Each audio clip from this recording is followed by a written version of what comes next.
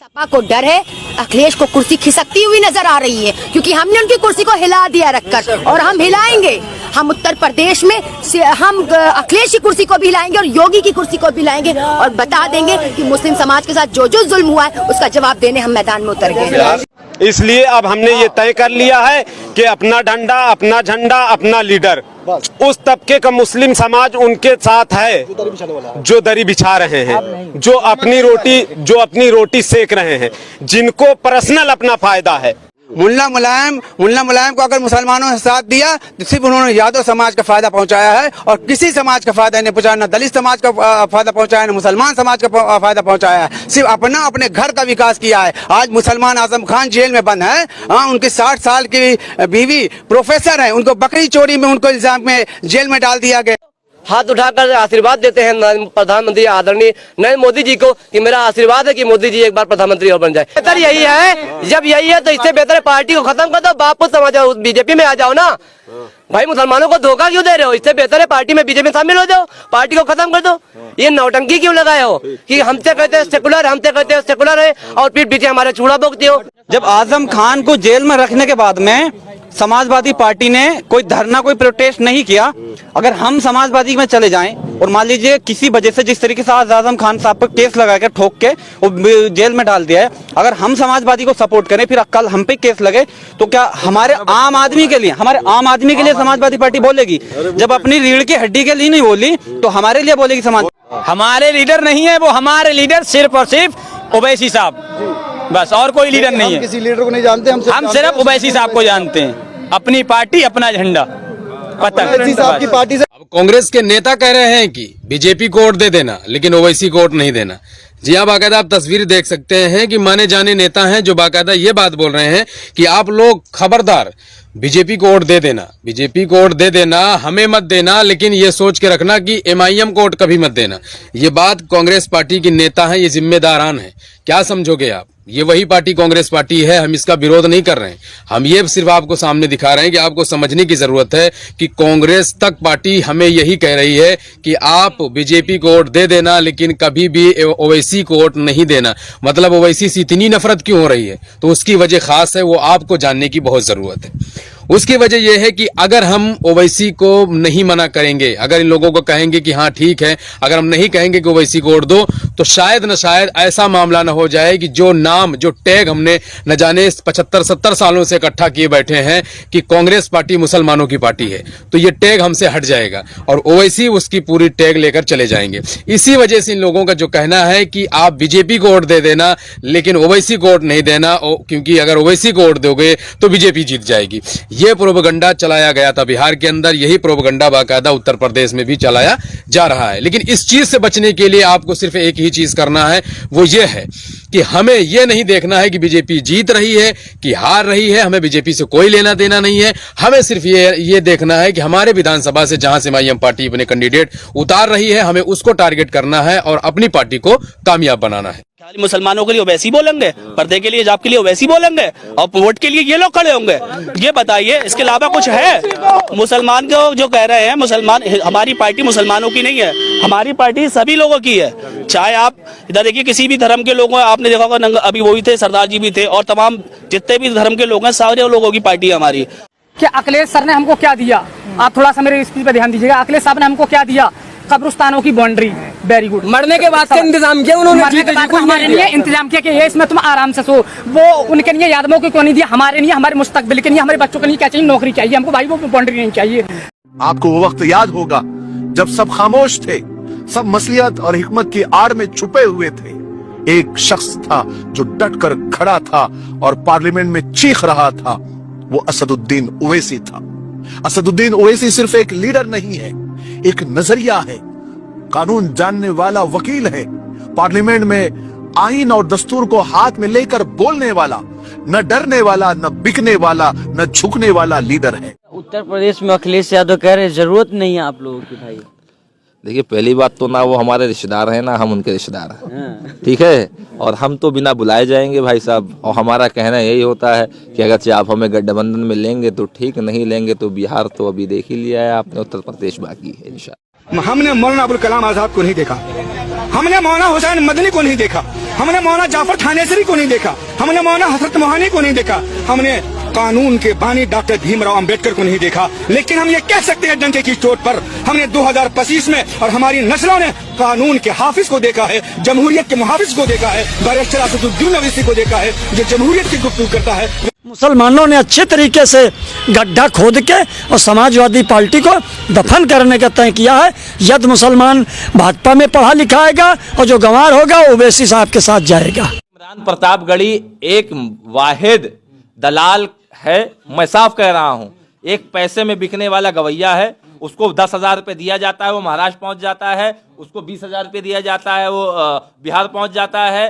बस उसको अपनी चिंता है, कौम की फिक्र नहीं है। अगरचे उस इंसान को कौम की फिक्र होती तो आप उसके अल्फाज से सवाल कर लीजिए कि वही तो हमारे साथ की नज़्म पढ़ता था ना, ए हिंदुस्तान में तेरा अखबर बोल रहा हूँ।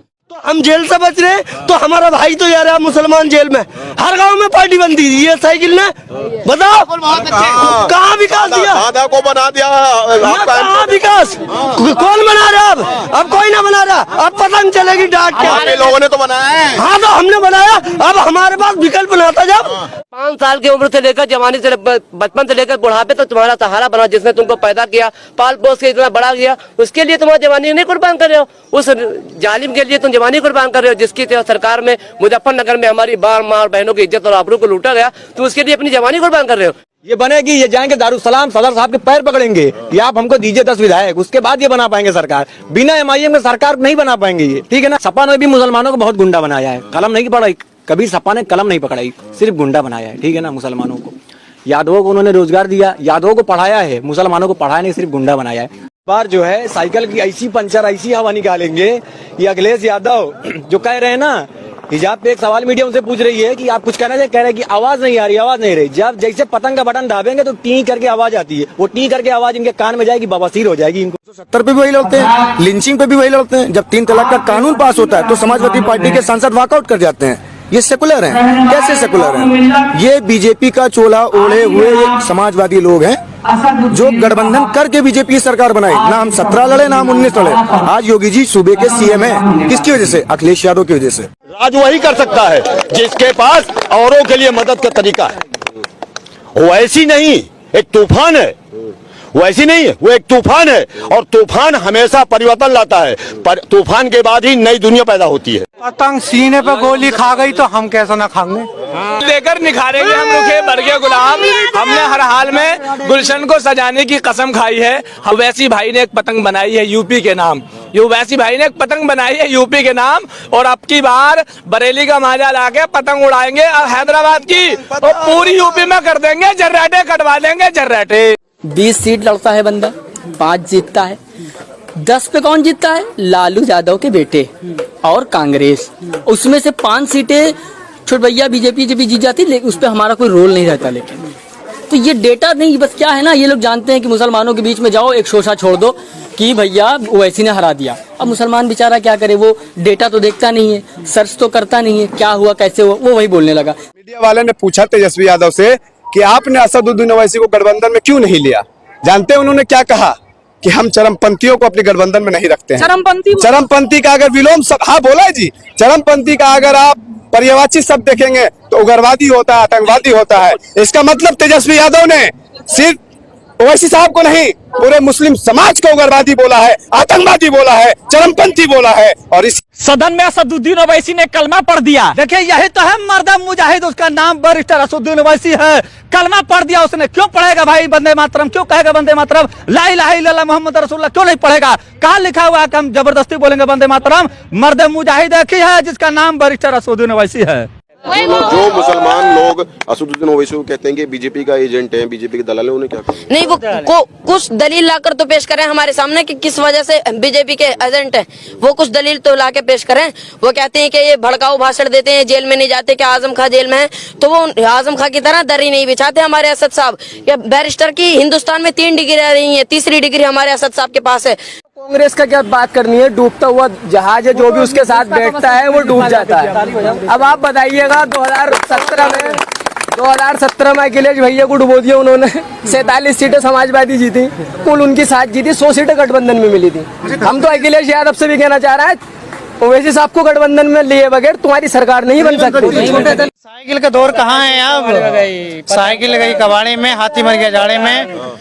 पतंग उड़ाओ जोरों से, यूपी बचाओ चोरों से। अखिलेश यादव कह रहे हैं तमाम बड़े बड़े वादे कर रहे हैं, नई हवा है, नई सपा है, साइकिल चलाओ। नई हवा है, नई सपा है और जनता खफा है, सपा सफा है। आप आजम खान साहब का ले लीजिए, कितने लोगों का मुल्तान अंसारी साहब का ले लीजिए, उन्हीं के बल पे तो उत्तर प्रदेश का जनता वोट देती थी मुसलमान। आज तक उनका जो है तुमने हाल नहीं पूछा, कोई पूछा तो वो वैसी पूछा। आखिर वही वाली बात हो गई कि गैर कब तक होएगा, अपना कब तक जाएगा। कन्नौज लोकसभा से अगर किसी ब्राह्मण को ओवैसी अगर टिकट देता है, ना को चना चब्बा देंगे सपा को भाजपा को। सुमित मिश्रा कहते हैं, क्या बात कह रहे हैं? ना को चना चब्बा देंगे कन्नौज से कोई ब्राह्मण चेहरा ये किसी की देखो बाप की राजाओं की चैलेंज दे रहे हैं समाजवादी को खुल्ला कर में। जब संसद रत्न मिल सकता है तो भारत रत्न भी मिलना चाहिए। देश के नायक असदुद्दीन ओवैसी पाकिस्तान के पक्ष में तो नहीं बोलते कभी, बांग्लादेश के पक्ष में तो कभी नहीं बोलते हैं, देश के लिए बोलते ना। जब ये पाकिस्तान भारत का युद्ध हो रहा था तो उन्होंने देश के लिए बोला।